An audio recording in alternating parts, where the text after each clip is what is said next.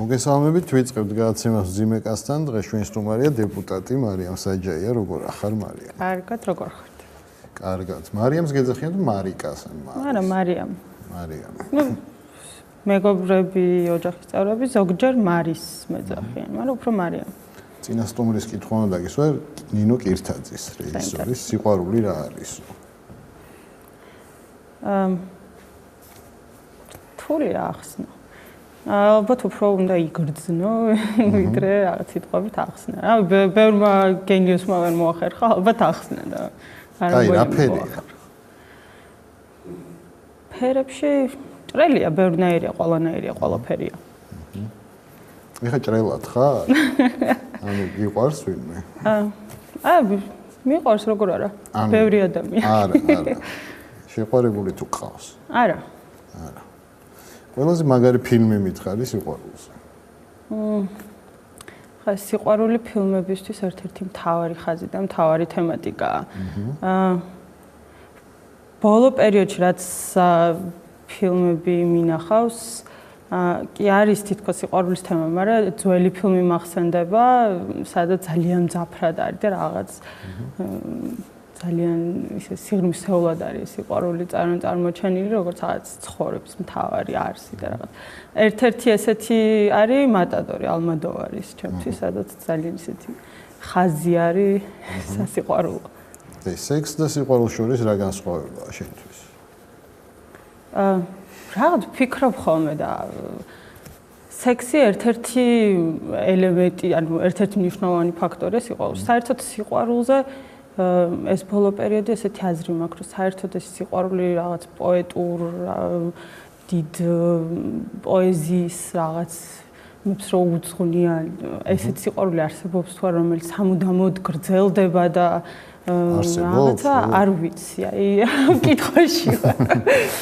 ბოლო პერიოდში ცოტა ეჭვი გამიჩნდა, რომ არსებობს თუ არა ეს სიყვარული, რომელიც სამუდამოდ გრძელდება და არის მთავარი არსი ადამიანების ცხოვრებაში.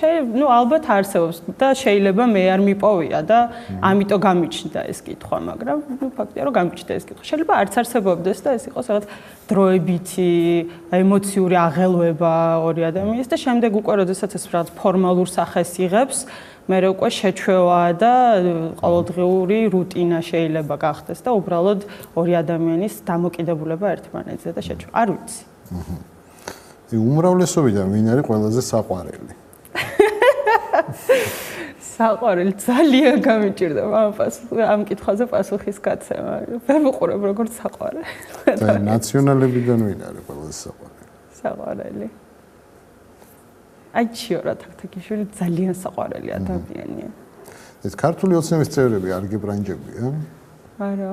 არა, საერთოდ, არავინ? არა, შეიძლება მე არ ვაქცევ ყურადღებას და არ ვაკვირდები, არ ვიცი, მაგრამ ყოველ შემთხვევაში ამ მიმართულებით მათ არ ვაკვირდები. შენ სწავლა-განათლებაზე იყო ბევრი ლაპარაკი, რა მოხდა? რომელზე? აი სადღაც წავიდაო და ხელფასი. ვაშინგტონში რო ვიყავ. ხო, ამაზე მთელი ამბავი იყო, რომ რაღაც რა წესია ეს, წასული აქედან ხელფასი იღებს და ასე შემდეგ. ესე პასუხი რო გავცეთ, რეგლამენტი, პარლამენტის რეგლამენტი ითვალისწინებს სასწავლო შვებულებას, როცა 80%-ს იღებ ხელფასს და ეს სასწავლო შვებულება მქონდა აღებული 3 თვიანია სასწავლო შვებულება, 3 თვე ეს მქონდა და მე 1 თვე ჩვეულებრივი შვებულება და მე უხელფასო შვებულებაში ვიყავი, ასე რომ არანაირი კანონი არ დამირღვევია. რა სწავლობდი? საერთაშორისო და შედარებით სამართალს. საქართველოში უნდა იყოს თუ არა ლიცენზირებული ბორდელები? ხო, ცოტა რთული თემაა თავისი დადებითი და უარყოფითი მხარეებით. აი, უარყოფითი რა მხარეა? უარყოფითი ის, რომ საზოგადოებაში ძალიან რთულად შეიძლება ეს აღიქვას, მით უმეტეს იმ პროცესების ფონზე, რაც ახლა საქართველოში მიმდინარეობს, ძალიან არის საზოგადოება პოლარიზებული, ძალიან არის დაძაბული ნერვული ფონი ძალიან მაღალია, ტემპერატურა ძალიან მაღალია, მაგრამ დადებითი მხარე ამის არის ის, რომ თქვათ ეს არის ჩვეულებრივი მომსახურება, რომელსაც ლეგალიზების პირობებში და უკანონობის პირობებშიც ვიღაც ადამიანები ეტანებიან და მათთვის ეს უკვე ლეგალიზებული იქნება, შესაძლოა უფრო უსაფრთხოც იყოს, რადგან ის ადამიანები, რომლებიც ამ ბორდელებში მოემსახურებიან კლიენტებს, თქვათ, სამედიცინო შემოწმებას გაევლიან და ასე შემდეგ. პირველ ოფიციალურ ბორდელს რას დაარქმევდი? აი შეიძლება. შემოიხედე, რა იცი რა ხდება. შემოიხედე გენაცვალე. ხო, აი ეს შეიძლება. ყველა სექსუალური ქართველი პოლიტიკოსი მითხრა. პოლიტიკოსებს არ უყურებ ეს რაღაც სექსუალური აღქმით, რა ვიცი. ხო შეიძლება ქალი დაასახელა. რა თქმა უნდა. რა ვიცი, ამიტომ თინა ბოკუჩავა მე მგონია, რომ ძალიან ლამაზი და ამავდროულად სექსუალურია. ლამაზი და სექსუალური განსხვავდება, მაგრამ თინას აქვს ეს ორი. ეს სამი ქართული პროდუქტი მითხარი, რითიც ამაყობ. პროდუქტში გულისხმობ, თქვა, იგივე ხელოვნებას, კულინარიას და ასე შემდეგ. სამი ქართული პროდუქტი. ხო შეიძლება ეს ისტორიიდან იყოს, ვეფხისტყაოსანი მე მიმაჩნია, რომ ძალიან საამაყო რამე ეს არის, მხოლოდ ქართული, ეს უფრო ინტერნაციონალური და ზოგადად გლობალიზაციის პროდუქტია იქ ისეთ თემებზეა საუბარი და ისეთ პრინციპულ საკითხებზე, რომელიც დღეს ისე როგორც არასდროს არის ძალიან აქტუალური და მნიშვნელოვანი და ჩვენ რო ვითვალისწინებდეთ ვეფხისტყაოსანში მოცემულ ბევრ პრინციპულ საკითხს, დღეს ძალიან სწორი საზოგადოება ვიქნებოდით. ეს ერთი. მეორე მიმაჩნია, რომ ქართული ღვინო იგივე კახური წესით დაყენებული ძალიან კარგია, იმიტომ რომ არსებობს ღვინის დაწურვის ეს ორი წესი, ერთი არის ევროპული და მეორე არის ქართული კახური. და ჩვენ თუ იმ დონეზე მივალთ, განვავითარებთ ამ მიმართულებას, მიმაჩნია, რომ ძალიან სერიოზული და კარგი პერსპექტივა გვაქვს ამ მიმართულებით. და ბევრჯერ მიამაყია ქართული ღვინის საზღვარგარეთ, როცა ვიყავი. მესამე ბევრი რამე, ან ბევრ რამეში ნიჭიერები ვართ ქართველები. იგივე სიმღერა მიმაჩნია. თანამედროვე ამ ეტაპზე რო ვიამაყოთ. ამ ეტაპზე ცოტა დამხრუჭებულები ვართ. ბევრი მიმართულებით დამხრუჭებულები ვართ, იგივე კულტურის მიმართულებით, იგივე სხვა სოციალური მიმართულებებით, ხელოვნება. რა შემთხვევაში არ წააგებდა არჩევნებს ნაციონალური მოძრაობა? მე მიმაჩნია, რომ ალბათ მაინც წააგებდა, იმიტომ რომ ბევრი ყველა ფაქტორი. შემთხვევაში წააგებდა? არა, ყველა შემთხვევაში ეს არ იქნება სწორი, მაგრამ იმ რაც გამოიარა ის 9 წელი, რომელიც ახლა აქციას რაღაც საშინელების სიმბოლოდ და რეალურად პირიქით ეს არის საქართველოს ისტორიაში ერთ-ერთი უმნიშვნელოვანესი და აღმავლობის 9 წელი, თავისი შეცდომებით, რა თქმა უნდა. რომელი იყო მთავარი შეცდომა? ბევრი პატარ-პატარა რაღაც იყო, რომლის აკუმულირება მოხდა და ეს ერთობლივად გადაიქცა იმ განმაპირობებელ ფაქტორად, რის გამოც ხალხმა გადაირჩია ნაციონალური მოძრაობა. ერთ-ერთი მნიშვნელოვანი ჩემი აზრით იყო ის, რომ მიდგომები, რომლითაც ისინი მოვიდნენ ხელისუფლებაში 2003 წელს და ეს იყო ძალიან მკაცრი მიდგომა, იგივე სისხლის სამართლის პოლიტიკა ავიღოთ ერთ მაგალითად, რომელიც იყო ნულოვანი ტოლერანტობა, ხო? ეს თავიდან კი ბატონო საჭირო იყო, რა თქმა უნდა, გამომდინარე იმ პროცესებიდან, რაც საქართველოში იმ დროს ხდებოდა, იგივე ორგანიზებული დანაშაული, იგივე კორუფციასთან მიმართებით, რა თქმა უნდა, საჭირო იყო, მაგრამ შემდეგ უკვე რაღაც ეტაპზე მათ გამოეპარათ ის სწორი მომენტი, როცა ნელ-ნელა შემსუბუქებისკენ უნდა წასულიყო ეს პოლიტიკა, აღარ იყო ის მკაცრი ხელი საჭირო, რომლითაც თავიდან მოვიდნენ. ვფიქრობ, რომ ეს ერთ-ერთი ფაქტორია. თუმცა ამას გარდა საზოგადოებას მაინც ბეზრდება ერთი და იგივე სახეების მუდმივად ყურება. კი, მუდმივად ქონდა ნაციონალურ მოძრაობას ის, რომ ახალი სახეები, ახალი სისხლი პოლიტიკაში და მუდმივად რაღაც ახალი განახლების პროცესი მიმდინარეობდა, მაგრამ არ იყო ეს ძირეული და არ იყო სიღრმისეული და მაინც წინა პლანზე იყვნენ ის სახეები, რომლითაც ისინი ხელისუფლებაში მოვიდნენ. ესეც იყო ერთ-ერთი ფაქტორი საზოგადოებას მობეზრდა, პლუს ტემპი. ძალიან მაღალი ტემპი, რომელიც მათ ახასიათებდათ ამ რეფორმებს. რეფორმები არის ძალიან ივნეული მით უმეტეს ისეთი კაცრი და სიღრმისეული რეფორმები, რომელსაც ისინი ატარებდნენ და ვერ ხერხდებოდა ამის ყველაფრის ახსნა საზოგადოებისთვის.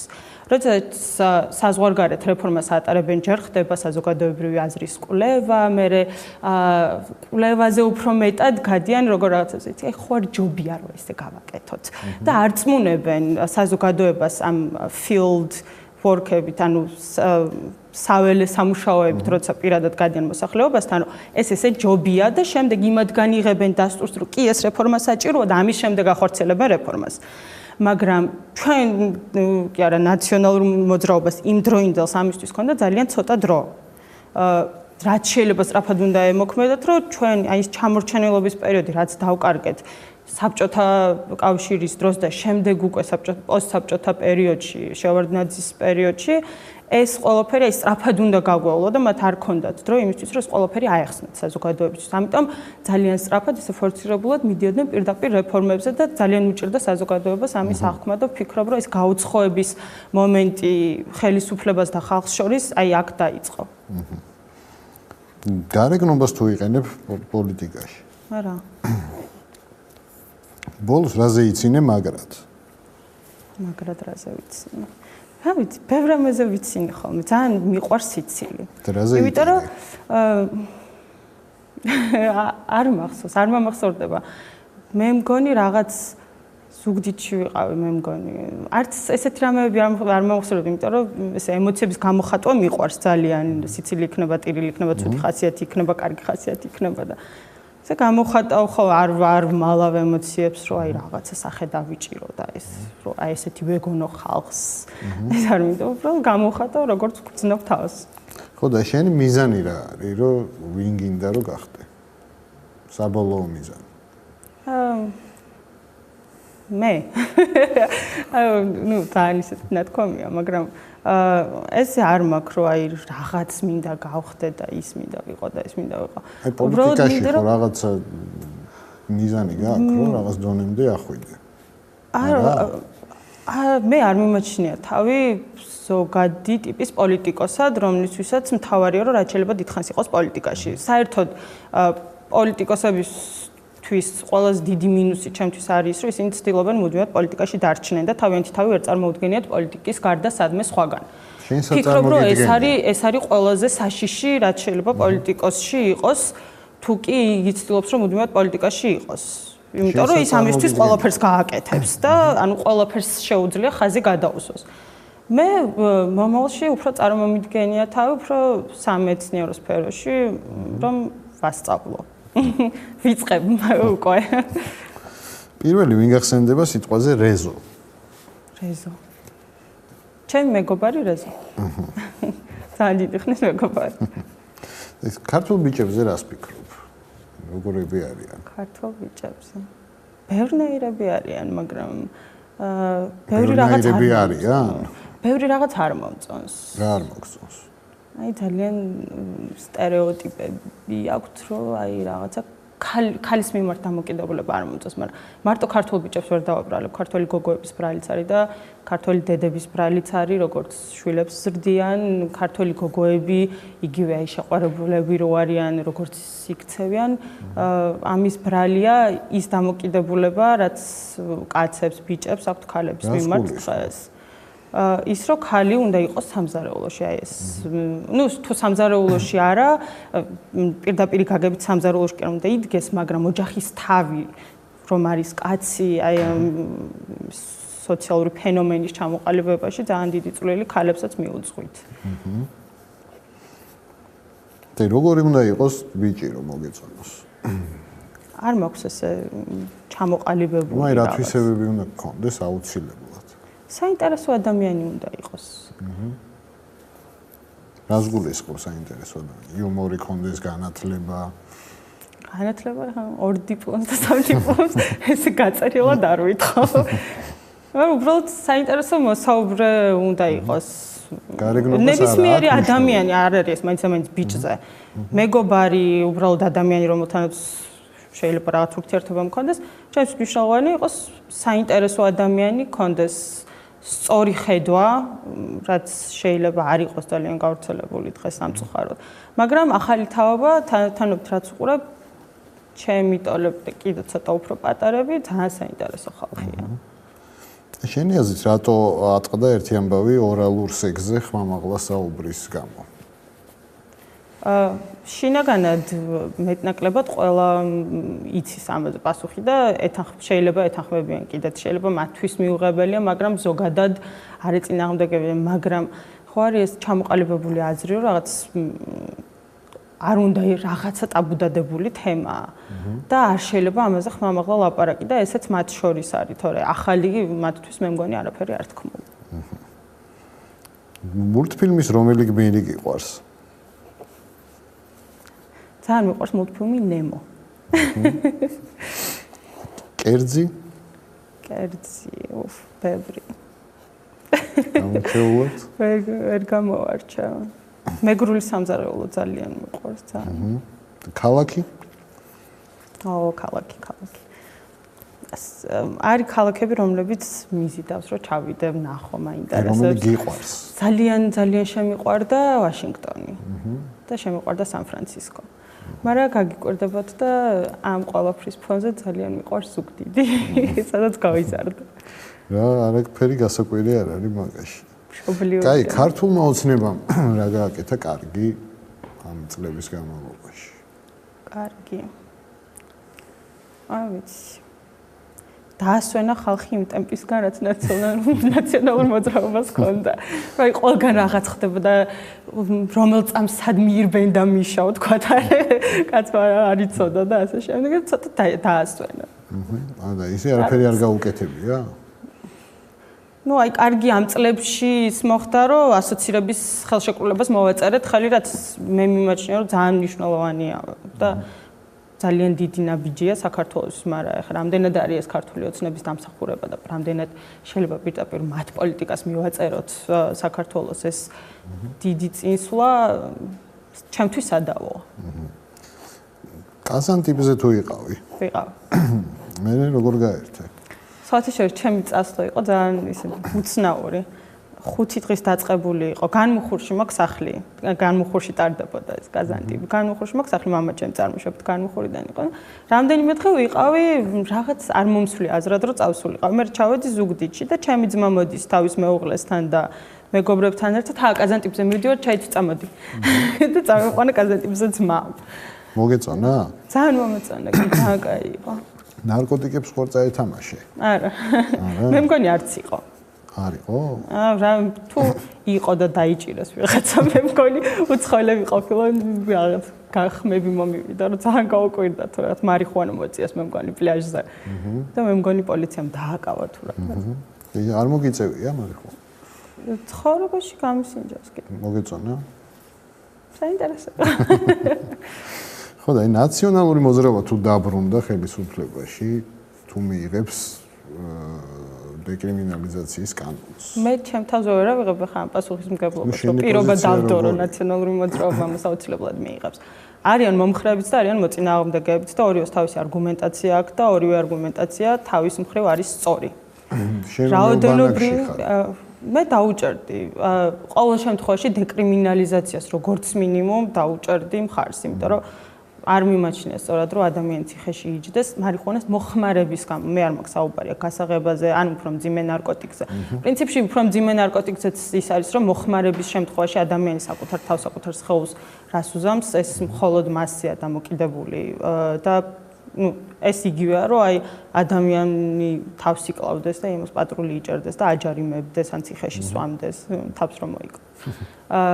მაგრამ როგორც მინიმუმ დეკრიმინალიზებული უნდა იყოს და ეს არ უნდა იყოს სისხლის სამართლებრივი პასუხისმგებლობის საფუძველი. და შენ რისგან იღებ ყველაზე დიდ სიამოვნებას? როგორი გართობისგან?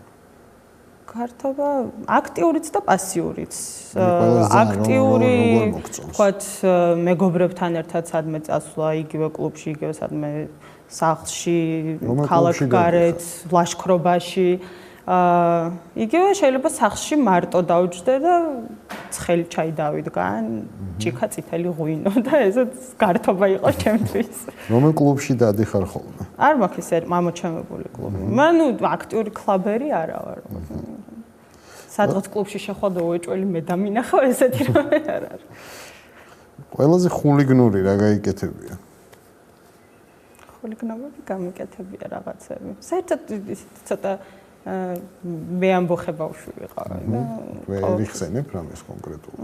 აი მაგალითად მე 5 კლასში ზუგდიდში ვსწავლობდი მაშინ და დაბადების დღეზე მამამ მაჩუქა ველოსიპედი და ეს ვიცოდი რომ გერმანიაში ველოსიპედით დადიან და ეს სკოლაში ველოსიპედით დადიან, ქალაქის მერი შეიძლება ველოსიპედით დადიო და სამსახურში და მეც გადავწყვიტე მე 5 კლასში რომ კი ველოსიპედი მყავს და რატო არ ვიარხო სკოლაში ველოსიპედი და ველოსიპედით დავდიოდი სკოლაში. სკოლაში სადაც შავი ქვედაბოლო და თეთრი ზედა უნდა გცმოდა აუცილებლად და ვერაფრით ამას ვერ გადაუხვევდი. ხო დადგენდნენ ძალიან სიმკაცრე იყო.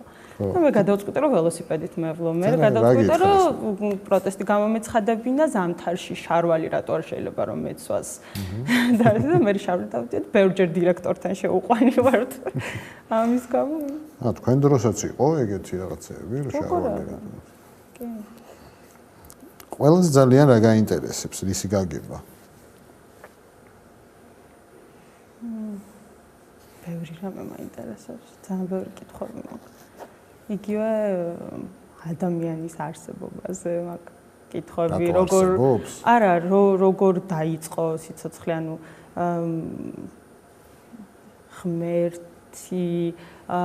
ღმერთმა შექმნა ადამიანი თუ ადამიანმა შექმნა ღმერთი, ზოგადად ღმერთის მწამს, მაგრამ რაღაც კითხვები მაქვს, ანუ და რაც მიმაჩნია ჯანსაღ მიდგომად. ძალიან წინააღმდეგი ვარ ფანატიზმის, რელიგიური ფანატიზმის მით უფრო, იმიტომ რომ ძალიან სახიფათო ფორმებს იღებს. არ მაქვს საუბარი მხოლოდ საქართველოზე, რა თქმა უნდა, პირიქით, უფრო ისლამზე მაქვს საუბარი, თუმცა არანაკლებ რელიგიური ფანატიზმი შეიძლება იყოს ქრისტიანობის მახასიათებელი. და აი ეს დამოკიდებული, მაგრამ ანუ რელიგიაზეც, ყველა რელიგიაზე მიჩნდება კითხვები, ყველა რელიგიას მეტნაკლებად ვცდილობ რომ გავეცნო. და ყველა რელიგიაში რაღაც კითხვები მაქვს, საკვანძო კითხვები, რომელსაც პასუხი არ აქვს და აქედან გამომდინარე მიმაჩნია რომ რაღაც არასწორია აქ, რაღაცას გვატყუებენ, შეიძლება, რაღაც შეიძლება ამ საუკუნეების განმავლობაში დაიკარგა, ბიბლია რამდენჯერ არის გადაწერილი ბოლოს და ბოლოს. ასე რომ შეიძლება რაღაც კითხვები მქონდეს, მაგრამ მიმაჩნია რომ კითხვების დასმა არის ის, რაც მიგუყვანს ჯანსაღ აზრამდე, ანუ კრიტიკული აზროვნების უნარის განვითარება ყველა მიმართულებით. მიმაჩნია რომ არის ძალიან მნიშვნელოვანი სწორი საზოგადოების ჩამოყალიბებისთვის და სწორი საზოგადოებრივი პოზიციისთვის. ბიბლია თუ გაქვს საკითხული? რაღაც ნაწილები, ანუ ვერ დავდებ თავს რომ მთლიანად ესე ბიბლია მოგეკითხავს. რა მოგხვდა თვალში? რას დაეთანხმე? ან თავარი რა ეწერა იქ? ქრისტიანობა უმთავრესად ჩემთვის არის სიკეთეზე ორიენტირებული, რომ უნდა ვაკეთოთ კარგი. ის რომ ამ ცხოვრებაში რაღაც თვითგვემას უნდა მივეცეთ და მაქსიმალურად თვითგვემაში ვიყოთ და შემდეგ ცხოვრებაში თუ ამ ცხოვრების შემდეგ როცა ვთქვათ გარდავიცვლებით ამის შემდეგ იქნება კარგი ცხოვრება, ამაზე ცოტა კითხვის ნიშნები მაქვს. მაგრამ რასაც ვეთანხმები არის ძირითადი ხაზი ამ ცხოვრებაში რა უნდა ვაკეთოთ, რომ ეს არის სიკეთე, დადებითის მოტანა სხვა ადამიანებისთვის კარგის გაკეთება და არა მარტო რაღაც პიროვნულ, მცირე, წვრილმან დეტალებზე და საკუთარი თავისთვის ყველაფრის კეთებაზე და სხვა ადამიანების უგულებელყოფაზე. ქართულ ჟურნალისტიკაზე რა აზრის ხარ? არც ძალიან ცუდი და არც ძალიან კარგი. ანუ არსებობენ ძალიან კარგებიც, არსებობენ ვინ არის ძალიან კარგები? მიმაჩნია რომ არიან. ესე ვერ გამოვყოფ. რატო? სხვებს ეწყინათ? არა, რასაც ხო შეიძლება სხვებს ეწყინათ, ხო ვიღაც რო გამოვიდეს, მაგრამ პროფესიონალები არიან ზოგიერთები, რომლებიც დიდი ხანი არიან, შეხება აქვთ, ცდილობენ რომ მეტი გაიგონ, ისწავლონ, არაკომპეტენტურები არ იყვნენ, მაგრამ არიან ზოგიერთები, რომელთაც მხოლოდ დაინტერესებთ რაღაც ბუმ სკანდალური თემა შექმნან და ამით რაღაც რეიტინგი მოვიდა. კონკრეტულად არავის. არა, კონკრეტულად მართლა ვით უმეტეს აი ისეთ სკანდალებს რო ქმნიან ეგეთ ჟურნალისტებს პირადად არც ვიცნობ. რომელი გადაცემა მოგწონს? გადაცემა. აი ნიჭიერი მომწონს. იმიტომ რომ ძალიან კარგ საქმეს აკეთებს მართლა. ის ადამიანები, რომელთაც ცხოვრებაში არ მიეცათ შანსი, რომ თავიანთი ნიჭი გამოევლინათ, მათ აძლევს ძალიან კარგ შანსს, რომ ეს თავიანთი ნიჭი. შენ რო იყო ჟურნალისტი, ვისგან აიღებდი ინტერვიუს? ქართულ ვისთანაც გინდა? სოფლიოში? კი ბატონო. სოფლიოში. ვლადიმერ პუტინი პრინციპში არ მაინტერესებს, იმიტომ რომ რატო? ვიცი ვინც არის. ვინ არის? ჩემთვის ძალიან ცუდი ადამიანია, ძალიან ცუდი. რომ მოგცემოდა საშუალება არ აიღებდი ინტერვიუს? იმდენად გაწაფულია მელასავით გაიძვერობაში და სიცბიერეში, რომ პრინციპში აზრი არ აქვს, რა თქმა უნდა, კითხვებზე, რაც ყველაზე მწვავე კითხვებზეც კი სათავისო პასუხებს გასცემს, ისევე როგორც აკეთებს მთელ მსოფლიოსთან მიმართებით. არსებობს საერთაშორისო სამართალი, არსებობს კონკრეტული ნორმები, რომელსაც ვლადიმერ პუტინი აიღებს და ისეთ განმარტავს, როგორც თვითონ მოესურვება და როგორც მის ინტერესებში არის. ასე რომ ნებისმიერი კითხვის დასმას მისთვის აზრი არ პირიქით, მე შემიძლია გამოვიცნო ყველაზე კრიტიკულ კითხვაზე რა იქნება მისი პასუხი. აი, ვისგან აიღებდი მაშინ შენ? ვისგან აიღებდი ინტერვიუს? ვინ მაინტერესებს, რა უდევს თავში? აი, ინტერვიუს აღება ჩემთვის არ ნიშნავს, რომ ამით ადამიანის გაცნობა შემიძლია. იმიტომ რომ შეიძლება იმდენ გაწაფული იყოს ადამიანი რაღაცების შეფუთვაში, დამალვაში, რომ აზრიც არ კონდეს. ასე რომ ამას არ ვთვლი, რომ ინტერვიუს აღება შეიძლება, ანუ პირადი საუბარი უფრო სხვა რამეა, უფრო შეიძლება ადამიანი გაიხსნას. ვის დაელაპარაკებოდი პირადად? პირადად ვის დაელაპარაკებოდი? საინტერესო ადამიანი. არ ვიცი, არ მიფიქრე. აი მათგან რომელი ბრენდია შენთვის? ბრენდი.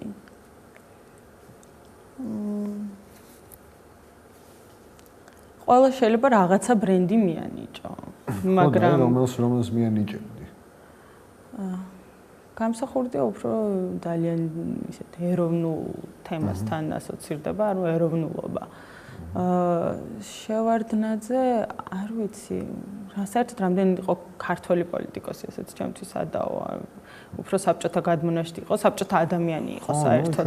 საბჭოთა ადამიანის ბრენდი და ნიმუშია ჩემთვის. მარკებს გულისხმობ? მარკებს გულისხმობ. მარკები. ამას თუ გულისხმობ. გამსახურდია რაღაც, ხო, როგორც თქვი, რაღაც ქართული, შეიძლება რაღაც ღვინის ეტიკეტი, რაც კახური ღვინის, რომელიმე ისეთ. შევარდნაძე ხო უფრო რაღაც საბჭოთა მასკოჩი შეიძლება იყოს. მიშა არის უფრო ამერიკული ტიპის რაღაც ძალიან მაგარი, რომელიც ბევრმა იცის. აი, კოკა-კოლა შეიძლება რა, ყველამ რო იცის. ცუდი შედარებაა, მაგრამ ნუ რა ვქნე ტიპაჟი. რატო კოკა-კოლა? მარგველაშვილი, აი მარგველაშვილს ვერაფერს ვერ გავიგე. აი, ბატონი ბიძინა. ბატონი ბიძინა. კარდინალ რიშელიეს რამე ბრენდი ჰქონდა. არ ვიცი. აი, იყოს რიშელი. კულისებს შევქმნიდი რამე ბრენდს და აი, ჯერ კვერცხი იყო თუ გათამი? ხა ვისაუბრე მე ამაზე. კითხავი მაქვს თქო, ამ საკითხზე რა როგორ მოხდა, როგორ დაიწყო, ხო არ ვიცი. აი, შენ როგორ ფიქრობ, მაინც? არა, გაგეჭვი რომელიმეზე? ორივეს ისჯერათ.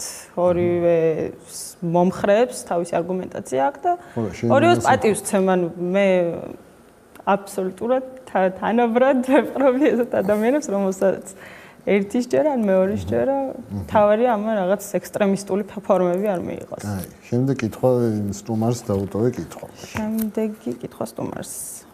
რა არის ცხოვრებაში მთავარი პრინციპი, მთავარი ამოსავალი წერტილი, ხაზი, რომელსაც არ გადაუხვევს? დიდი მადლობა, რომ ხედი წარმატებებს გისურვებთ. ძალიან დიდი მადლობა.